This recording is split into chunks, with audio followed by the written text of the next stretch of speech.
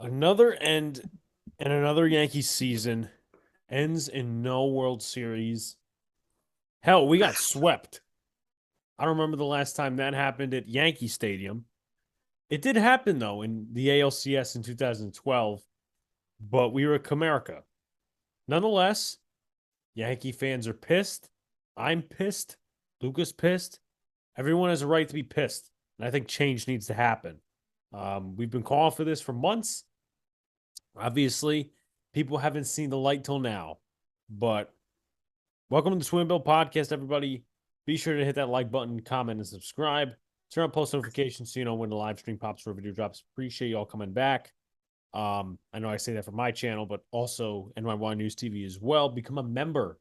You get a lot of cool perks within the Discord and all these other different things as well. So, Luca, I'll start it off for us. I'm I'm pretty numb, honestly. You obviously we barely scratched out of that series against the Guardians, the American League Division Series, and against Houston, we totally just fell on the floor. No pulse, no nothing. We had some pulse in Game 4, but that was taken away from us. This team has no fight. This team has no leadership. This team has no manager. This team has no general manager. This team doesn't have a proper owner. This team doesn't have a lot of things right now, and I don't have a lot of hope holding out. Yeah. So we're gonna get into a lot of things today. Mostly we're gonna, before the show, a couple of years ago, I did a segment on my podcast called The Pyramid of Blame. So I suggested that to Luca. He's like, I don't know, that doesn't really sound good. So I switched a letter around, a few letters actually, and now we're gonna call it the Pyramid of Shame. Um, because it all goes through a few different things, really. We're gonna start off with the players: Aaron Boone, Brian Cashman, Hal Steinbrenner, and then a little tidbit the media. Um, but this is how it's gonna be for the podcast. We're not gonna hold back. This will probably be the last time I wear a Yankee jersey this season, or this fall, winter, whatever you want to call it, because I'm putting this away. I'm embarrassed to wear this. Yeah, I mean, I'm not even wearing, it. So, that just tells you how pissed off we are, how much change needs to happen. Will it happen? We'll talk about it, of course. Um, but let's go to level one of the pyramid of shame. Luca, if you want to start us off. All right, we are with the players. And these are my least favorite kind of players throughout the season. I'm just going to start. Josh Donaldson. We'll go one by one, by the way. Josh Donaldson, number one. A washed up player who was acquired in a horrendous trade and underperformed expectations, and he was horrible in the postseason. And it's also, let me also make it known he loves to pimp out home runs or what he thinks are home runs. So, I mean, what else can I say? What do you expect a 36-year-old third baseman to play like at his age? And acquiring him along with Isaiah Connerville and the horrible Gary Sanchez trade, all into it. Donaldson hit 172 in the postseason, 333 on base percentage, not that good.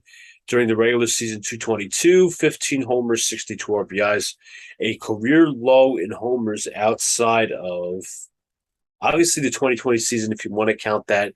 That was his lowest home run mark since 2012, and that was his technically second season in the MLB. So with the Athletics, so he's past his prime. There's nothing much to say about that. He's a clown. He's a fool, and Brian Cashman's more of a fool for trading for him No, it's just the and square. taking on the money. $21 million for the next 2 years combined in each season. It's just square peg in a round hole.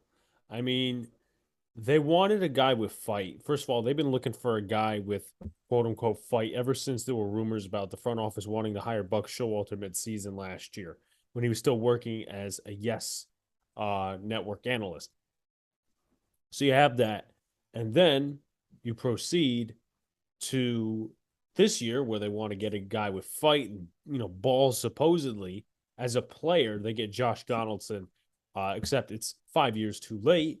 And when he actually shows balls, it's either not at a good time or it's they neuter him. That whole Jackie Robinson, Tim Anderson thing, they neutered him. Aaron Judge, basically pushed him down the chain. I don't really have a good word to describe it, but they neutered him in that situation because they didn't want the whole political backlash, which the Yankees were clearly in the right, but that's a situation that's pretty much dead water right now. It's water under the bridge. He didn't have a good season the season prior. We hit around 247. Um, just a weird player, man. Just a weird player. A few years ago, if you would have gotten him off the prime, when he was with the Blue Jays and when he was doing stuff in the postseason, that's a different story. But the Yankees like to acquire players that are way too late. Marwin Gonzalez, he had a prime with Houston. Troy Tulowitzki, he had a prime in Colorado and a little bit in Toronto as well. You name a bunch of other players, but this is what the Yankees do. They get injured past their prime players, and obviously it doesn't work out as a result. And for the next 2 years, we're paying $50 million for Josh Donaldson. Should be So around that. yeah, so it's not an ideal fit. Pimping out the home runs when they're singles and doubles. I mean, it's just poor effort and poor play and an ego. Listen, sometimes you can have an ego when you have enough to back it up. Josh Donaldson didn't have enough to back it up this season, and the fact that the Yankees stuck with him is ludicrous. I agree 100%, Alex. It was a horrible acquisition. So, that horrible acquisition, we go to another horrible acquisition. Isaiah Kiner Falefa. I Gas can't field. I can't field. We as fans were gaslit by the Yankees organization that this guy was an elite shortstop. You couldn't stop Aaron Boone from talking about how elite shortstop he was. He couldn't stop being played across the postseason when he was making error after error. He is a better third baseman than he is a shortstop, but the Yankees don't realize that. They like to suit their ego instead of suiting their team. And he was also praised as God, as this guy that would hit 300.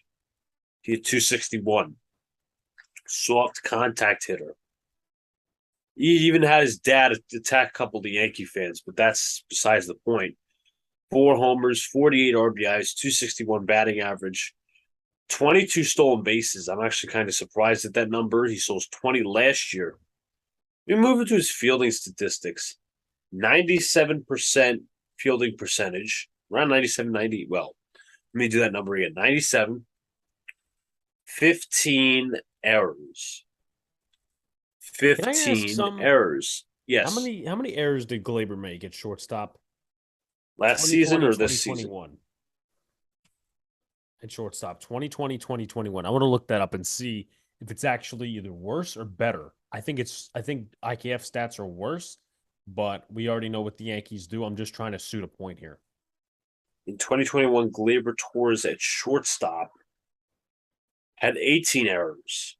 Oof. 2020, 9.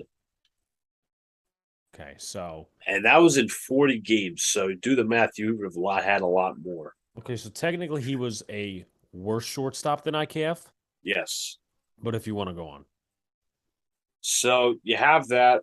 Isaiah kind of left a horrible, horrible trade. The Yankees, and even with those two, let me mention, the Yankees ultimately missed out on Carlos Correa.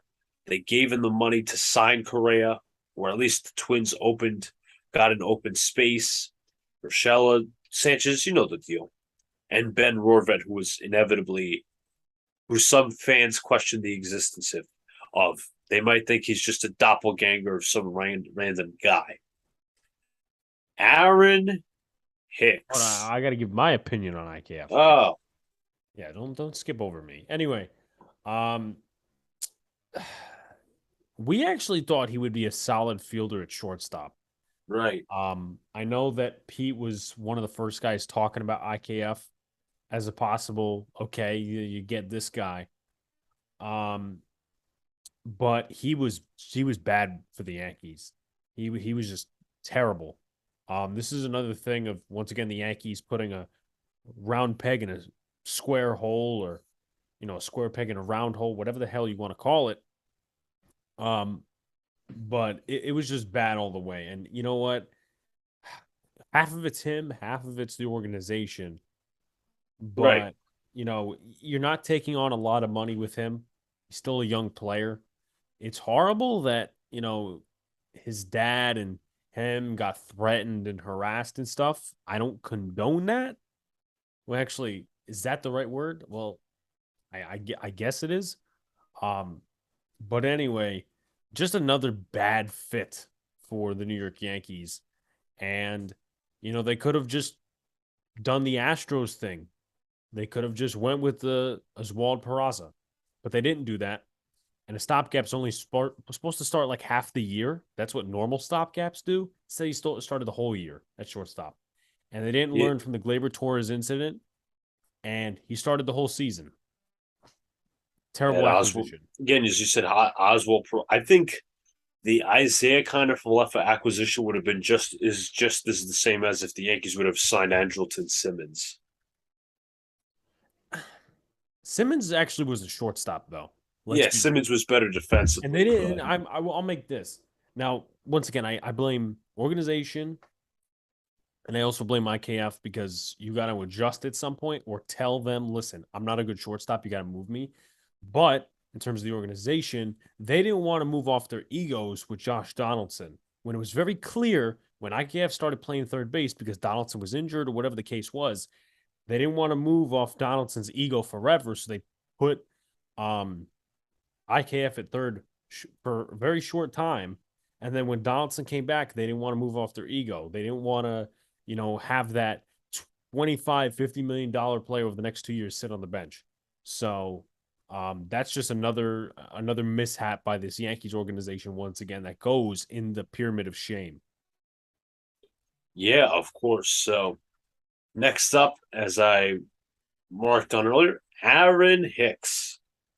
Now he had a solid start to the season, got injured, and then notoriously mailed in a few plays, caught not hustling on a few plays, including the one against the Rays, where he just gave up on a ball in left field. And he called out Yankee management, talking about the Joey Gallo trade, where he would be useful, all these different kinds of things. And the Yankees still played him in the postseason, in the regular season. No accountability. Alex, your thoughts? It was just it was once again sticking to egos. That's what it was. The fact that let alone, you have two situations, right? You talked about where he questioned the coaching staff, he questioned management because Joey Gallo was doing so good in LA. He was doing great. He was playing great baseball. He was hitting like 15 home runs and 253 batting average. No, he wasn't doing anything like that in LA. But more to the point of Aaron Hicks, usually when you call out management, they'll either resort to doing the right thing or they'll say, shut up, we're benching you. They didn't do either. And maybe they didn't want to look bad on a political standpoint or optics It was standpoint, whatever it optics. I'm was. telling you, it was optics. But let And me it was ask you a because question. That question is, what did the Mets do with Robinson Cano? they ate all the money and they designated him for assignment, and he And let became a me say free this agent as like well, that. right? Isn't the Ellsbury contract way worse than the Aaron Hicks contract? 100%. So Yankees why couldn't tried they cut giving the bait? it's Brian Cashman not wanting to go off a mistake. It's that simple. Ellsbury, I think, got like around $23 million a year. Hicks is getting $10 million. And I think when Brian Cashman first signed Aaron Hicks, he said something like, I'm betting on you. I like, and then the report detailed how he likes Aaron Hicks's plate discipline. Yeah, I mean, there was a lot of people on Twitter that were getting obsessed about his walks. I'm like, he sucks. Why are we upset? Again, we always. It seems that sometimes Yankee fans overrate their own players and try to find something and nitpick at something Yeah, that makes them look good. And Aaron Hicks never looked good this season, except for the little bit tidbit of the start. Um, but no, it's just a total mishap. I mean, it's going to be interesting to see what happens next year. how the hell do the Yankees move him? I don't. Here's the thing: before you could even talk about that, will they move him? And I know obviously you could reverse those questions, um, but I don't even have the confidence that they're going to move him. I don't think What so team's either. going to take Aaron Hicks, a washed-up player who doesn't try? He's not a team player. It's very obvious. It's like a lesser productive version of Julius Randle from last year. If you want to make that comparison or not, I'm making that comparison. He'd But rather Aaron Hicks would rather go out and play golf, be the next Tiger Woods, but no, he should. He should go for the PGA tournament. But let me ask you this once again: what happens if he's in left field next year? He's going to be, he you can't be know, in left field next year. You I cannot would not bet against it. I'm sorry, I would not bet you against it. cannot make that proposition because either way, if you re-sign Judge or you don't re-sign Judge, you have Bader in center, you have Oswald. I'm sorry, Oswaldo Cabrera in left, probably. Then in right field, where you can mix it up, you can have Cabrera in right field, Benintendi in left, Bader in center. That's if Benintendi gets re-signed, and I don't know. I have confidence in that.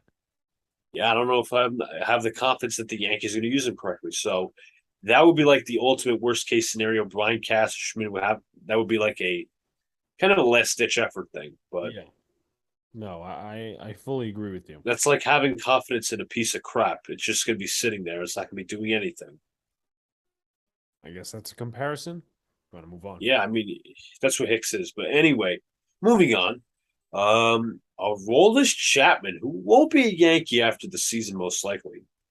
His highlights of the season: being an abomination of a relief pitcher, yet a closer, just wildly inconsistent. That was his best mark. His arm is blown out, and yet goes on the IL with a tattoo infection. Why would you get a tattoo in the middle of the season? And deserts the Yankees before the playoffs out of pure pettiness that he might not even make the roster. Alex, I mean, he's been horrible for at least the last 2 years, and he is the anti-clutch. He is the anti-clutch. he's the antithesis. 2019, He's the antithesis of clutch. 2019. We all know what happened. 2020 gives up the home run to Mike Brissell. 2021, he just didn't have a good season. He was horrible. I remember so many instances. He had the Jared Walsh grand slam when the Oh Yankees my were up like God, that was 8-2, terrible. and then they brought in Chapman. I think somebody else or him gave up 2 runs, and then I was watching. I was like, no, no. It was Lidke after him, no? Might have been the Yankees blew that game. There's just been so many instances of this guy cracking under pressure. He does not care. Everybody like blows away with the smiles. They blow that off, but I just don't. I just think he's like a deceptor. Like he's kind of deceiving in some ways, but I think he's a jerk of a person, and I don't think should be a Yankee next year. Kind of come up with a catchy name. Not the Cuban Missile because, well, he sucks. Cuban Missile's technically his nickname, except he has no control over what the fuck he's doing. It's true. Um, no, but he's been horrible. If you're talking regular season, the last 2 years, I mean, that's pretty much that. We started questioning. I literally said before the season, I called for it so many times. People thought I was an idiot because how are you going to move $18 million? How are you going to do this? How are you going to do that? I said move him before the season. Find out who's your closer. Jonathan Loizaga actually was my number one candidate before we discovered how good Clay Holmes was before he fell off. Um, but man, it wasn't surprising to see how it ended because Chapman is a stuck up piece of shit. So was Brian Cashman. Brian Cashman yelled at him on the phone because he didn't want to come to the workouts. Honestly, don't even talk about um you know, oh, he's going to be off the playoff roster. Honestly, in my personal opinion, you make a statement, you cut him. Now, obviously, once again, why would you cut him? Oh, he's got only a couple months left on his contract, Yeah. whatever. But that's making a statement. The Yankees don't have accountability. We're going to get into that at some point, but they let it go down to the wire with Aroldis Chapman. There's no way he should have been through this full contract, and he's just a terrible person. And it's over with. It's done, but the damage was done. Aroldis Chapman, when his first tenure was the Yankees, I think, traded for him in that big trade with Eric Jagelo and Banda and all these different guys. Tony Renda, And Tony Renda, that's the guy who I was thinking of. Caleb Cotham. Caleb Cotham. Oh God, he was a Hey, bad hey, pitcher. hey, listen, you can't shit on him now. He's the pitching coach of a World Series team. Oh my God, you're right. See? See? But anyways, Chapman acquired by the Yankees 2016. That was prime Chapman what the Yankees had. After 2016, when Joe Madden decided to blow out his arm for each and every inning, the Yankees felt good. They're like, okay, you know what? Let's see if we can win that trade altogether. They did, but they didn't. Obviously, you have Gleyber Torres and Billy McKinney, all these different guys. They acquired Chapman, and he's never the same. 2017 and 2018, you could probably argue were his best years, but after that, it was just downhill swing. Yeah, I mean, in 2017, he had his bad moments too. You can't forget it. Of Like there course. was I remember we all remember the game where he gave up a home run to Rafael Devers. there was that time where he came in. I want to say it was after Chad Green or Dellin Betances against the Red Sox, and he what was it? It He was like walked he the walked the bases entire loaded and bases then loaded, and he yeah, walked in the game winning walked run. in the game-winning run. I think Benintendi was up actually. Now that I think about it, I think he um, was. but and then you got that. We were at the game against the Jays where him and Betances were just terrible. Like they That was walked. Betances, That was more another Betances. walkathon. So you could listen. He's had his anti-clutch moments, but the worst of it really has been the last 2 years. And once again, the Yankees decided to hold on to him for $18 million. I mean, it's I all mean, it's all you know money what? and all Hold on a that. second. What was it? They re-signed him after 2019, correct? They gave him that 3 year, $54 million contract. I will take a look. And And I remember the Yankees gave him like some odd $100 million in like 2016. I think I was looking at the contract details. I'm like, you're paying this guy. okay, so if you want specifics, he was signed to a 5 year, $86 million deal on December 15, 2016. Okay, that's when the still that's a lot of money for somebody who's pitching one inning. No, I agree. He's not Mo. No, That's never will 17 and be. a half per year. So take that, as you will, if you'd like to go on. Moving up, we have Joe. Now this is Yankee for everybody forgot about Joey Gallo. Dead weight that should have been cut long I called he was before the going to be a season bust started. win, and I'm not one of these guys that's like, oh, I want to be right. No, I called that he was not going to work out in a Yankees uniform for a long time. His he was never a fit. He was never a fit for the New York market. The Yankees And didn't do their fucking scouting because they knew he had a tick issue, and Yes Network. Nobody forgets it. Nobody remembers that either. Too. They all forget about it. How the Yes Network literally made fun of somebody with a mental disability. they But that's fucking not. That's filmed not it on him. I'm like, dude, what are you doing? Get this off of him. It's so weird to watch. I'm sorry. It's disturbing. like if he was just doing it for attention and didn't have an issue. I'd be like, okay, well, you know what? It's like the Ken Giles thing. He punched Yeah. himself in the face. That's something that's got to be put on camera. But game after game after game, where Joey Gallo sucks and he's not hitting the ball, and then he's raging because of his tick issue. I mean, once again, that's like people criticize NY News TV for the whole Nestor mascot thing, but hell, they'll watch the Yes Network, they'll listen to the Yes Network, and after all the shit that they caused with Joey Gallo, I mean, the fan base, obviously we have expectations, but that was just a whole nother ball game. But I don't know if you've given up your opinion on Joey Gallo Yeah, yet. I give my little analysis. Purely incompetent hitter. did not adjust his play style or didn't want to and blame the fans. Yeah, I mean, A lot of people felt bad for him. I did, but I didn't because okay, he didn't fit the New York market, but at the same time, it's in some cases you have to adjust. He didn't want to. He literally said that he was a three outcome hitter, and he wasn't changing that. Hit against the shift. How many times have we seen Never, him not never, hit never against the have I shift? seen him hit He against was, the shift.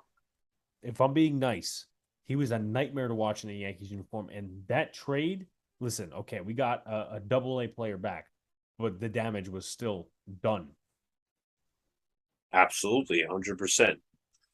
That remains another failure of the Brian Cashman era. Kyle Higashioka, hyped in spring training because he hit 7 home runs in spring training. Everybody thought, remember all these tweets, he's going to hit 30 home runs. He's going to be an all star catcher. Plunges levels to incompetence and talks about Alex Bregman's swing in game 2 of the Makes ALCS. excuses. Alex, pause the recording. Yeah, I mean, people hyped him up obviously because of the spring training, but at the same time, he was like the only backup option. Well, he was really the only catcher option with Sanchez, and a ton of the fan base was like on Gary Sanchez's ass in 2021. So everybody thought Higashioka, oh, he's this grand prize, right? But the truth is he wasn't much better. Like the No, excuses, that's terrible. he was like the consolation prize for Gary Sanchez. He Yeah. wasn't a proper starting catcher. And you know what? Maybe the Yankees can go out this offseason, though it's not really a top priority, and get a catcher who can split the time with Trevino. And now that, Higashioka might be making more money, do you call up Vet and see if he could, at least be a solid defensive piece compared to keeping Higashioka and him not being Question is good? Roar? Are you betting Rorvet to be the future? It depends because you have Trevino, That's you have kind of that's Rorvet, you have kind of what they. Higashioka. I mean, Ben Nordvet didn't get any at bats to my knowledge. He didn't even play in any games for the MLB this year, at least in the Yankee aspect. But that's kind of what they did with Higashioka. They slowly started playing him. They let Austin Romine go. So this might be part of their plan. They could possibly Yeah, um, go at say Rob Brantley, can you cover Rorvet's spot until we think he's actually ready? But then again, they thought he was ready and they traded for him with an injury. So you could that it's really Brian Cashman knew well about, yeah, it's but kind he of loves backwards trading. logic. He loves trading for his injured guys. Yeah, and that's where I really don't give credit for Jose Trevino because like Yeah, neither do I. It's that like was a cause and it's effect trade.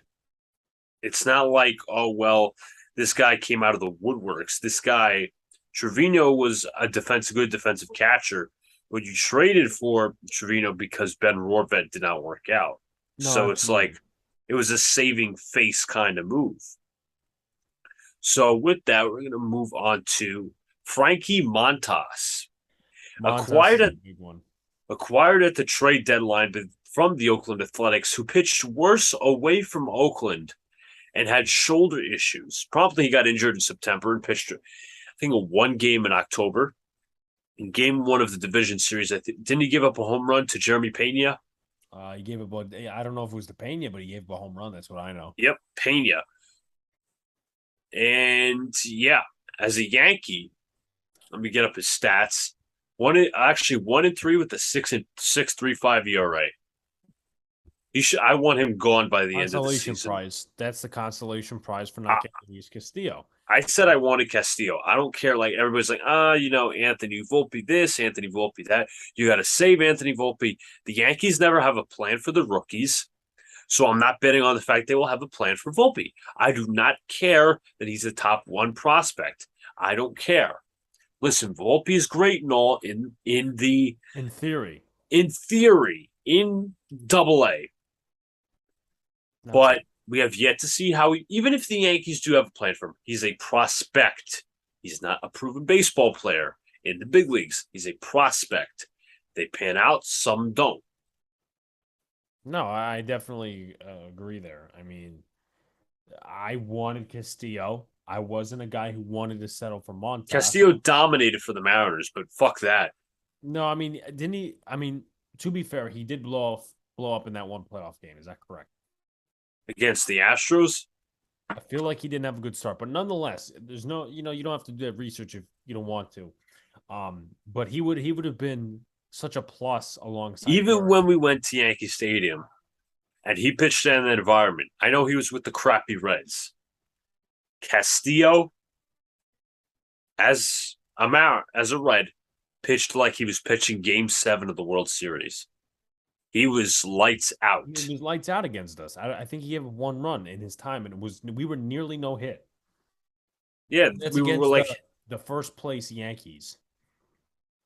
tell me about it. So yeah, we completely missed we missed with Castillo. So I'm trying to look up his division series stats. Obviously, yeah, he lost one of his starts, but that doesn't matter. The stats weren't terrible, Would have been a but little bit more of an. I mean, he probably would have pitched better knowing that he'd be facing the we Guardians. wouldn't.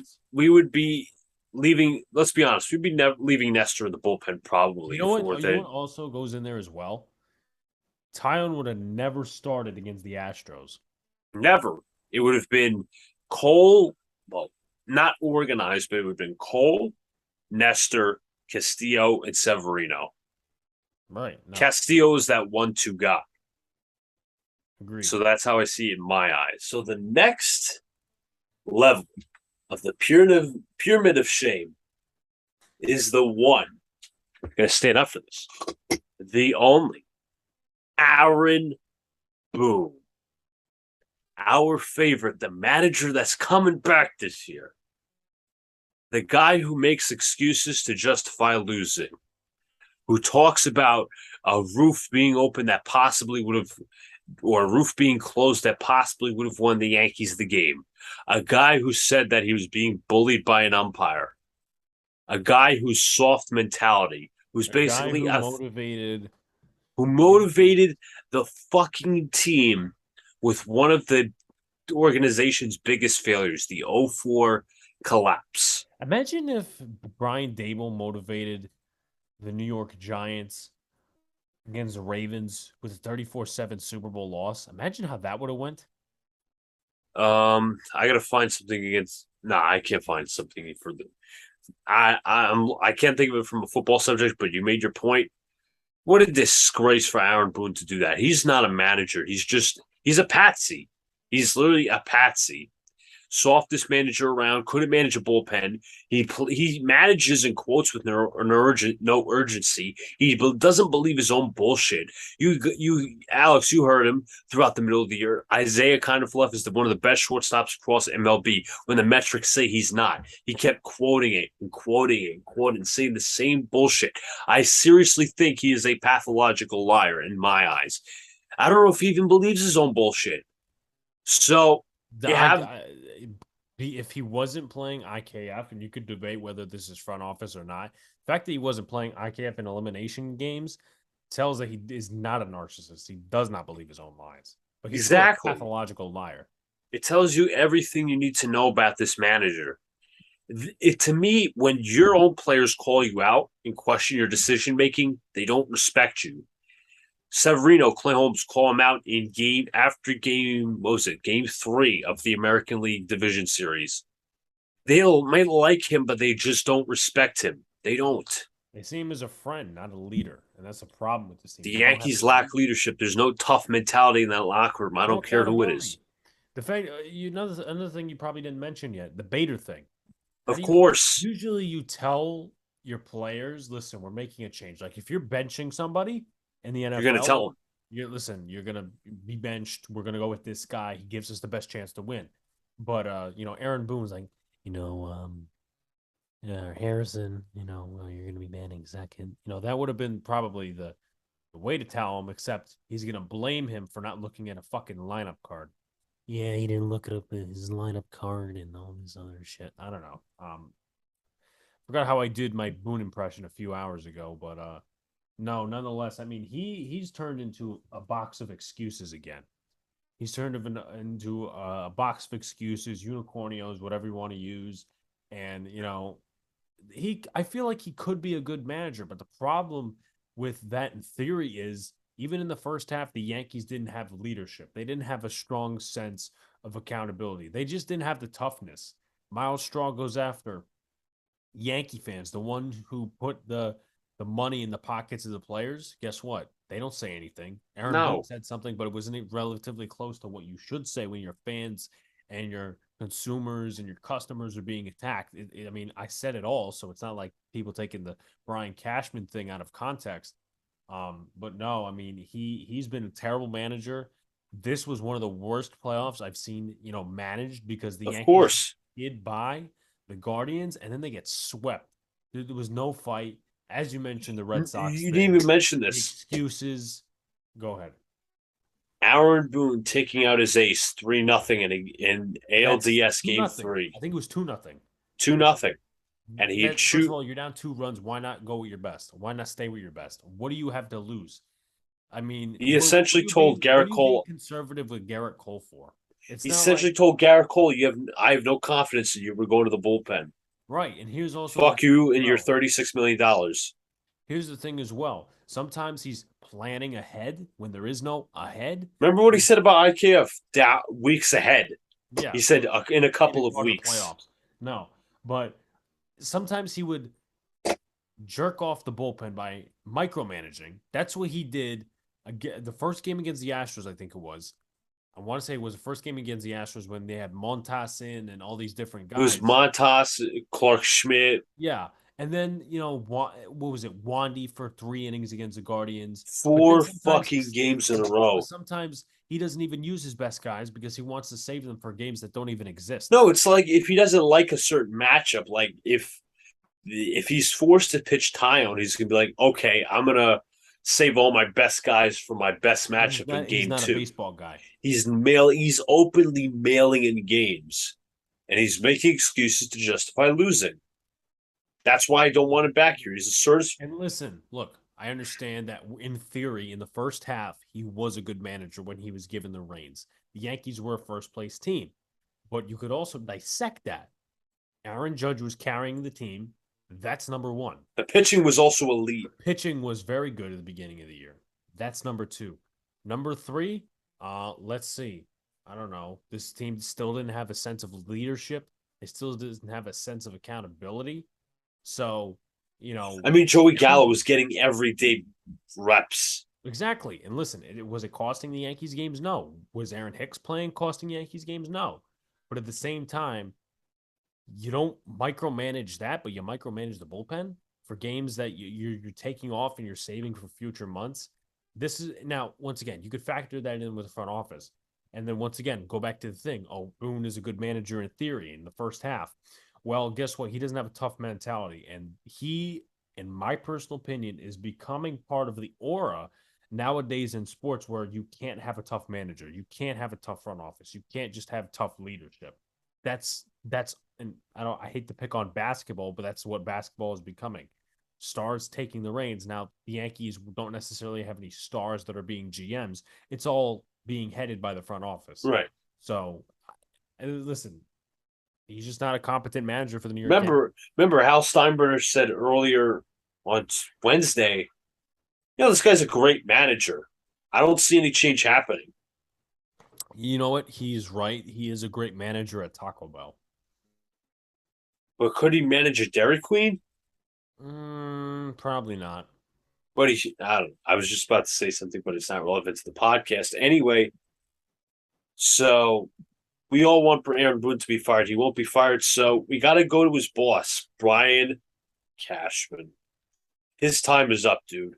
There's no other. Made more bad trades in the last few years than he's made good trades. You could talk about some of the trades that don't mean shit, but they mean shit. It's For my Giant fans out there, Dave Gettleman was a horrible general manager. Horrible signings, draft picks that didn't work out, coaches that you just missed on. Okay, coaches he just missed on. Well, what does it tell you when Dave Gettleman has been to 2 Super Bowl championships? He didn't get 2 Super Bowl championships, but he went to 2 Super Bowls within the last 10 years.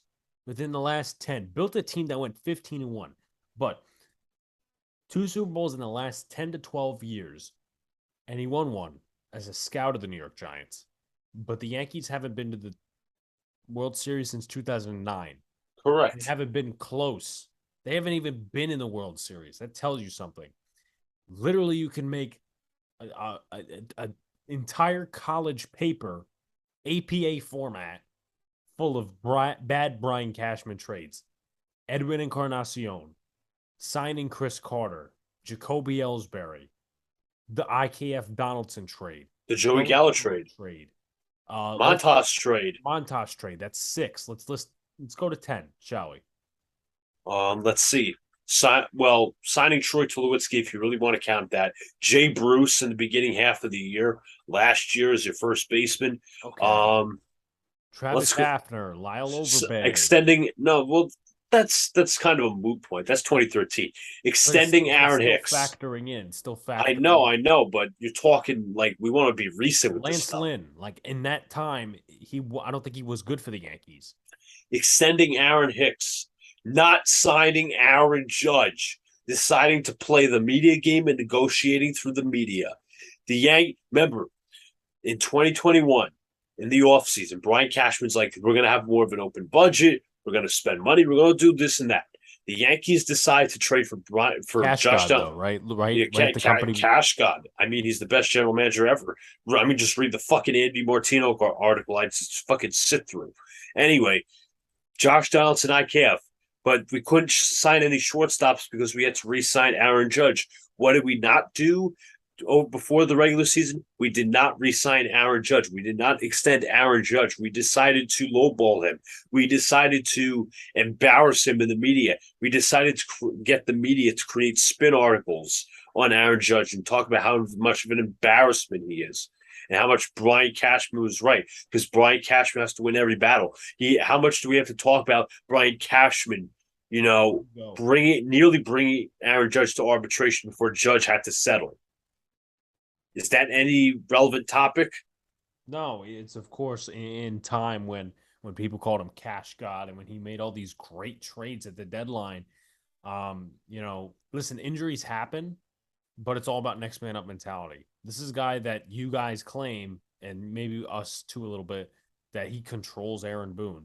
The fact what they've done. How about the how about the analytics system? How the Yankees interpret analytics? All these it doesn't even belong to Scouting is personnel. terrible. He's in charge of that. The scouting is horrible. The way he also hugs prospects. Look at all the missed trades. Cliff Lee.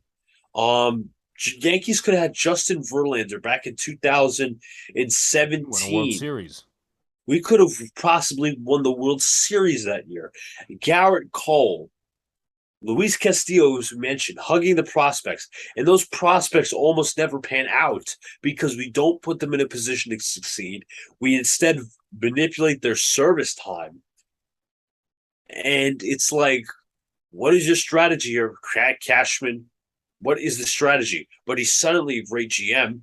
He's supposedly per Andy Martino. He's touted around the league as one of the best, one of the greatest executives across baseball and sports. Yeah, maybe like 15 years ago, if that. Sorry, dude, he's over the hill. He's past his prime. Time to get a fresh new pair of eyes. And the problem with Cashman is he has an ego. Everybody has an ego, but he purposely instills his ego to prevent success on his team. How many times do we see IKF start? How many times do we see Josh Donaldson out there? Torres last year. How many times do we see Aaron Hicks out there? Joey Gallo out there? Because if you don't start those guys, you're essentially poo-pooing Brian Cashman's moves. They would rather, massage their own ego than have their own team succeed. How do they interpret analytics? What are their analytics? What do their analytics believe? Do they match up to the guys, to the analytics new age, like the Astros and stuff? What did Dylan Lawson do with the Yankees? Nothing. It was the same approach as last season. What is the strategy for the Yankee pitching? Oh, that's right. It's work off your off speed, which makes no sense. You're not working off your best pitch. There's so much wrong with organizational philosophy. And this is where we could kind of get into the front office too. And I want to test your knowledge. Okay, I'm going to test your knowledge outside the Yankees. So I'm comparing. This is a comparison of two teams. The Yankees, right? They hired Brian Cashman in 1986. Obviously, he wasn't promoted to He was a GM till scout. yep. Gene Afterman, uh, 2001. Mike Fishman, 2005. Tim Nehring, 2007. Damon Oppenheimer, 2001. And Kevin Reese, 2007. Now you compare that to the Astros. Obviously, they did do some cleansing because of the cheating scandal, but not too much. James Click, 2020. Andrew Ball, 2021. Scott Powers, 2022. Anthony Caccione, 2019.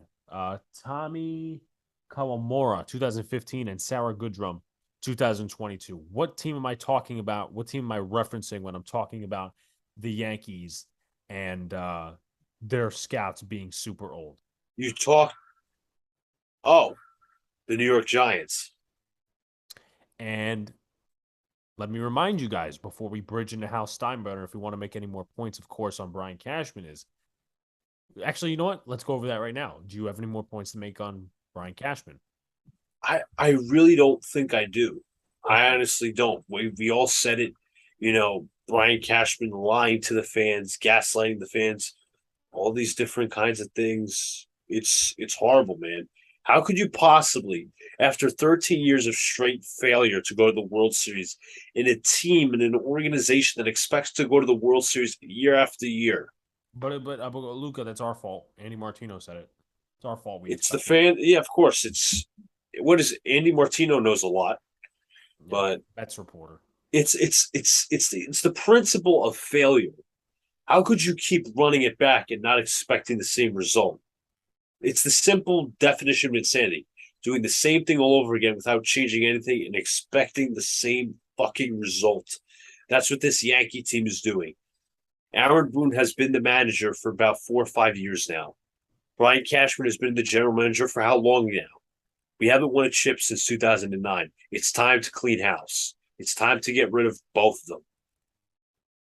Yeah, so we're gonna bridge into Hal Steinbrenner, then we'll bridge into our final topic, and then we'll close up. So bridging to Hal Steinbrenner, right? I was talking about the Giants a few minutes ago, and this is just a comparison. We're not talking, football. We're not going into any of that stuff. No, I'm just making a comparison. So the Giants have sucked for the last 10 plus years since probably their last Super Bowl, which was in 2011. Um, so 2012 they weren't good. They were minimum, I think they were like 8-8, maybe 9-7. They didn't make the playoffs. So from then on, they were just a losing franchise. They had one winning season in like I don't know 5, 6, It seven was an years. outlier year. Yeah, it was a total outlier year. So after some things happened, John Mara forced the owner of the Giants forced Tom Coughlin to resign. He kept the GM on though, who was way overdue. His draft picks were not hitting. His signings were not hitting. Things weren't just working. So it would have made sense. Okay, let's clean house. They didn't do that. They hired Ben McAdoo as their coach. Outlier year in 2016. 2017, they go and everything is just terrible. All right. It blows up all in their face. They go 3-13. Ben McAdoo is fired. Jerry Reese is fired. But they didn't make the changes they needed to in the front office. They went with Dave Gettleman, who was recently fired, parted ways with the Carolina Panthers. What Yeah. happens? The next 4 years are full of bad coaching and bad players, bad signings, bad draft picks. So it literally took for rock bottom to hit. And I think the Yankees are at rock bottom right now because they haven't had anything to really live I on. think rock. You want to be honest with you? I think rock bottom for this team is when they don't make the playoffs, in my eyes. And if Hal really, you know, Hal needs a wake up call, in my eyes. He's too nose blind to this team. I think he's all happy. He's not a fan. He's like Steve Cohen's a fan. He treats it like a business. He treats it like a business, like it's like he's just a property, a piece of shit. But anyways, I have to include that in a tattoo reference. But anyways, Steve Cohen's a fan. He's gonna do whatever it takes for him to have a winning product out there for the fans, not even No, just for his own business. and listen, I will say this, continuing with the Giants thing before we talk a little bit more about how, is that John Mara was meddling. He wanted Eli back another year because he felt that the past regimes have failed him, even though Eli was over the hill. He was past his prime. He couldn't do much of anything anymore.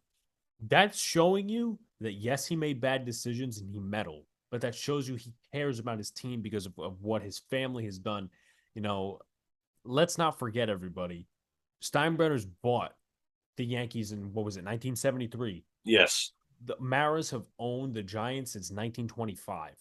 So it's not like they just bought in this. No, he wants to make his grandfather proud. He wants to make his father proud because he passed away a few years ago. Well, it was 2005, more than a few years ago. But anyway, regardless of the point, so he finally, with attendance as low as possible, with people making a joke of the Giants, with people in the organization just not being there, he stepped back.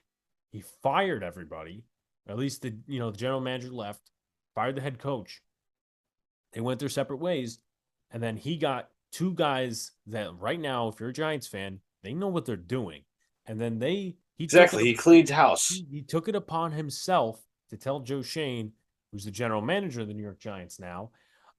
He said, "Look, do what you want," and he fired pretty much almost the entire front office, which was a problem. Now you're getting guys from who are more analytically advanced from Buffalo, from the Eagles, from different teams. That's what the Yankees need to do. But Hal does not want to step in that situation. He wants to treat it like a cash cow, and that's a problem. I will go See, to Yankee games next year. I'm not going to say that I won't because I will. I'm just not going to be spending as much money as I did this past year. I went to like 8 different Yankee games this year, which is the most the I've ever thing been. is, Hal doesn't want to be like his dad. We understand that. But Hal just doesn't have the winning drive. George made bad moves. We're all under that. But We but know just that. like John Mara, and not they were two different guys, but just like John Mara, something drove him. There was a drive in him, a fan in him, say, I want this team to be good, whether his decisions worked out or not. Exactly. So Hal Steinbrenner just doesn't have that drive, in my opinion. If he doesn't have that drive, sell the team. Sell it to your sibling. Was it Jennifer? Now, Jennifer's let the me ask sister, right? Jennifer Swindle is the sister. Now let me ask you a question. Was there a rumor a few years ago before he passed away that Hal basically wanted Hank out of everything regarding the Yankees? See, I wouldn't be surprised because Hank was more like his dad. Hal's more like, I don't want to be like my dad. He's like the antithesis of George. So So, and here you go. Here's what so Hal, I've obviously said that Boone's a very good manager. You have that. And Hal, Boone's tone deaf. here you go. Hal, we didn't get the job done. It's time to get it done. Anytime we don't win a championship, it's a disappointing year. We had a lot of good ups. We had some downs. We had some injuries like everyone else. That's just But total PR right he there. also said this, but you got to give it to the Astros. They're a very good team, top to bottom. We didn't bring our A game. So changes need to happen then. It's Exactly. just very clear. He doesn't have the balls to have Aaron Boone fired. He doesn't have the ball. He doesn't have the balls. He doesn't have the stomach. He doesn't have the drive. When you don't have the drive, it's kind of like content creating in a sense. If you feel that something's a chore, then what's the point of doing it? Hal Steinbrenner could possibly live off of anything else that's concerned with Yankee Enterprises, I don't anything call you want. thing is I don't call Hal cheap whatsoever. No, he's Maybe not, when but it he's just maybe when it unwilling. remember when we were going through all the negotiation stuff with the MLB and the MLBPA and Hal voted for certain things like the tax revenue, like the tax penalties to be lower and all this different stuff. That's what he's cheap on. What he's not cheap on is what he gives Brian Cashman the money.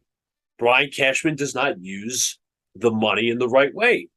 Brian Cashman has had Hal Steinbrenner spend about $3 million, not 3 million, That's like $3 billion. if that is literally like saying, and you could find this funny or whatever. It's like literally my grandmother telling me, "Listen, I need this, this, and this at the grocery store," and she gives me $100, right? Instead, I go, I don't know. Let's make a point. I go to the strip club, get it, all singles, and then, you know, if she's Hal Steinbrenner, she don't ask about it. If she isn't high, well, I mean, I don't know if I jumbled my words there. If she is Hal Steinbrenner, she don't ask. If she isn't Hal Steinbrenner, she'll be like, "Where the fuck did my money go?"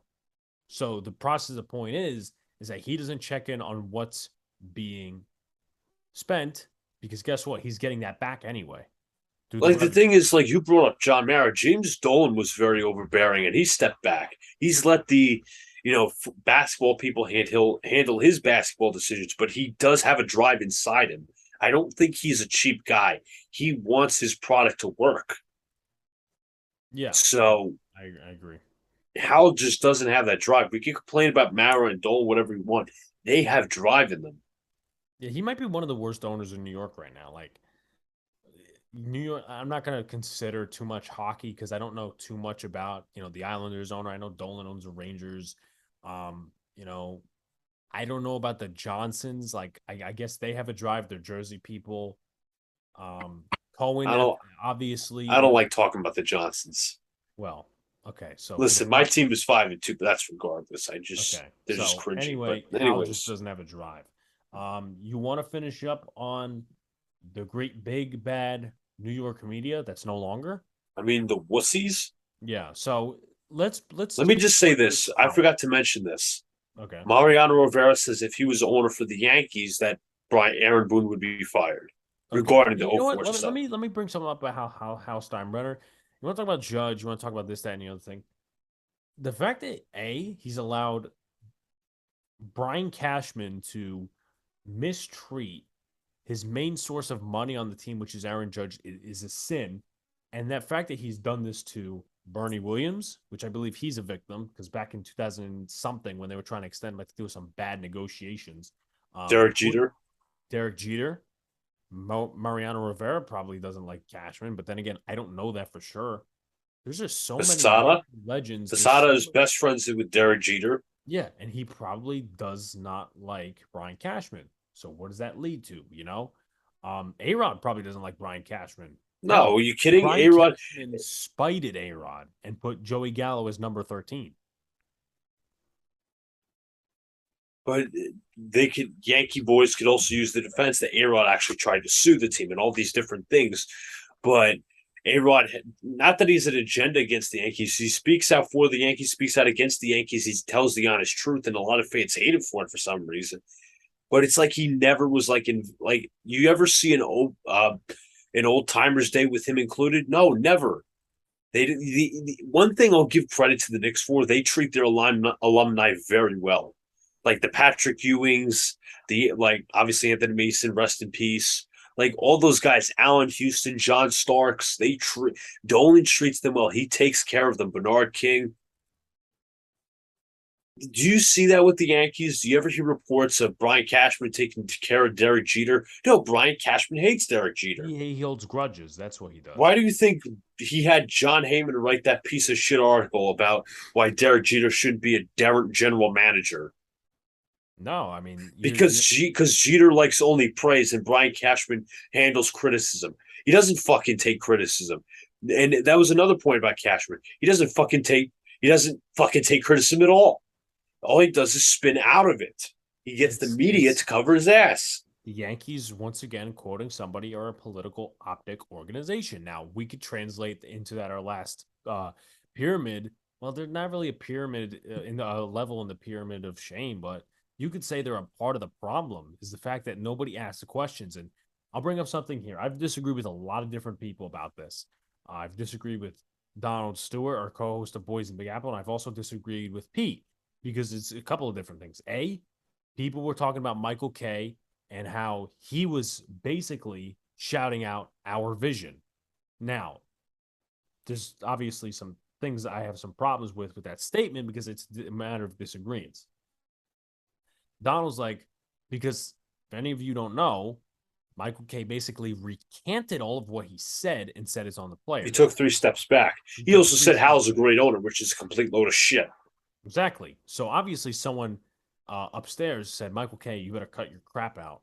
Um, and I made a load of points on the live And stream. let me just also say, like, you know what? Well, I'll talk about when we get to the whole Andy Martino shit. Yeah, I mean, but the whole Michael Kay thing is, I originally when he came out with all of his statements ripping the Yankees, I wasn't a fan. I was, but I wasn't a fan of it because I knew that there was definitely a limit there. That there was definitely a limit. Um, you know, he was talking about the Carpenter thing, okay, and all these different other things, The whatever. 04 stuff. But he wasn't talking about Boone should be fired and Cashman should be fired. What if, and now Donald was saying, well, he's not really in that position to call for anybody's job. Why are the beat reporters why are some of these beat reporters like Steve Politi and Ian O'Connor, why are they in a position? Ian O'Connor, I think You it know, is. yeah, Ian O'Connor and Steve Politi, why are they in a position to call out for, Brian Cashman and Aaron Boone's job? The fans should also be, because you know what? If Michael Kay wants to be a voice for the fans, he needs to say the right shit without being censored. And I know that's hard. It's easier said than done, but he also needs to say, listen, the beat media should be asking the tough questions. But because of his friendship with the beat media, he doesn't suggest that. So that's why I didn't like what he said. He didn't say that Brian Cashman or Aaron Boone should be fired. He said changes need to happen. Obviously, we know in our mind what changes need to happen, but it's all about the principle, the point of actually saying it. Absolutely, 100% right. Michael Kay will never listen. And like the Yankee fans rely on him to be the voice, but like I'm not blowing smoke up anybody's ass. We're here. We're uncensored. We're uncensored. We don't have ties to anybody. We're gonna tell you the truth. We're gonna tell you how what the truth is. We're gonna And tell that's you how. that's the problem, Luca. One of the issues, I should say. Maybe it's a different thing than what you're saying that I want to bring up, but this is what's going to happen. It's all a cycle. As you see a cat trying to get my attention here. Anyway, it's all a cycle, because he will say what he said. He will rip the Yankees. Then he will go back to his Yankee boy company self, and then people are going to wonder where that criticism went. And it's weird, because once again, we've been calling out here on NyynewsTV, Pinstripe Chronicles, and then also as well our channel, Big Boone the Bronx. We've been calling out what the Yankees have been doing wrong for the past few months. Whether they're losing, they're winning, they're doing whatever. We've been calling it out. Michael Kay hasn't. Michael Kay is not a person for the fans. I'm just going to say it right now. He may be a Yankee fan, this, that, and the other thing, but if he really wanted to stand out, he could have just said, listen, Brian Cashman is past his prime. You could I just know say once again, I somebody should know, be on the hot seat. That's it. yeah, He doesn't even go that far. you could literally say that. But yes, I know it's easier said than done. But throwing at me, well, he wants to be the Yankees He broadcaster. wants to be. He's grown up in the Bronx. He's a Yankee fan. That's his dream job, dude. If you want to be a voice for the fans, First of all, he knows he's spinning this bullshit. He knows what he's doing, in a way. But if he really look, it's complicated, obviously, because he works for the Yes Network, the Yankees Entertainment Sports Network. They want to create their own spin. They want to do all these different things. But if he really wants to be that voice for the fans, he's not. He's not a voice for the fans, and that's why we want to be that voice for the fans. And even like I'll say this, people think it's a start of something. That's the start is the limit, because if you think, oh, it's the start of Michael Kay and the revolution against the Yankees and their incompetency, that's the limit, unfortunately, because he's not going to go any further than that, and he's going to back it up. But what we need to do is pot, and once again, I cut off a disagreement that we were having, a debate that we were having, because we wanted to focus on Boone and Cashman, not Michael Kay. I said, look, to cut this argument off, that's why podcasts are growing. This is why NY News TV and our channel is growing. These are why alternate sites and alternate, blogs are growing, because they don't want to be censored. They want to say what their actual opinion is. And I've been saying it for the longest time. Even Dan Rourke ripped me on Twitter. I don't give a shit. If you have a show, you need to give your real opinion. If you were censored or something like that, there's no point in having a show. There's no point in having your voice on air. 100%. I mean, why have a radio show? Why have an ESPN show? And what I was going to get into, well, you want me to bring up the Andy Martino article? Very slightly. So I'm going to give up a small bit. Everybody saw the headlines from Andy Martino that a report came out that a lot of Yankee players were kind of not in awe, but very angry at the fans for booing Aaron Judge and be harassed and all these different things, being mistreated during the playoffs, disrespected, whatever. How do you feel about that report, Alex? First of all, I think half of it is spin. That's A. I think half of it is spin because it's now our fault that we're expecting a championship. Remember, if you want to read the article, go ahead. If you don't want to read the article, I'll just tell you right now. Martino blamed George Steinbrenner and Derek Jeter's kind of mantra that a championship or bust. He said that's the fans' Setting the fault for standard too adopting in high. that. He's like, oh, the Yankees fans are setting impossible standards. And the players feel like they're going to ruin the brand if they don't live up to that standard. That's the problem. That's Martino is spinning this to prevent any Boone prevent. And then he goes on to mention, the Fields perspective of Boone and Cashman's way different from the fans' perspective. Of course it is. Of course it is. Because everybody likes each other within that. Like if you're gonna like the Twins GM is probably gonna have a great perspective of Brian Cashman just for the case that he robbed Brian Cashman. Some of these other teams have robbed Brian Cashman in the past. Some of these teams have beaten Aaron Boone in the past. So obviously people are gonna say, "Oh, Aaron Boone's a competitor." Meanwhile, they're laughing at him truly on the inside. So just to cut off the thing about the Martino subject and whatever, and the spin and the media, is the tough questions aren't asked. We're not going anywhere in terms of that. I love to get a press pass. I personally don't think, to cut it off, and we'll go into final thoughts. I'm going to let you go in your final thoughts in a second, but I think this is all up to the fans. They have to somewhat, first of all, it's up to the content creators to grow, the true content creators, not the company boys, but it's up to the content creators to start putting pressure, a lot more pressure, by going to events, doing this, doing that, going out and getting the older generation to go into podcasting, because then they'll listen to us, get the same message, and get it out. And then but let me say this as well. It's up to them also to cut back on how many games they go to. I'm not telling anybody how to fan, but put less money in house pockets. That's how change happens. But Luca, final thoughts. Yeah, unfortunately, like there's fans out there who believe the bullshit and they still buy the chicken buckets and all that. Like, I'm going to ask real quick before I get to my final thoughts. Didn't the Giants fans put pressure on John Mara to fire Joe Judge? Yeah, they did.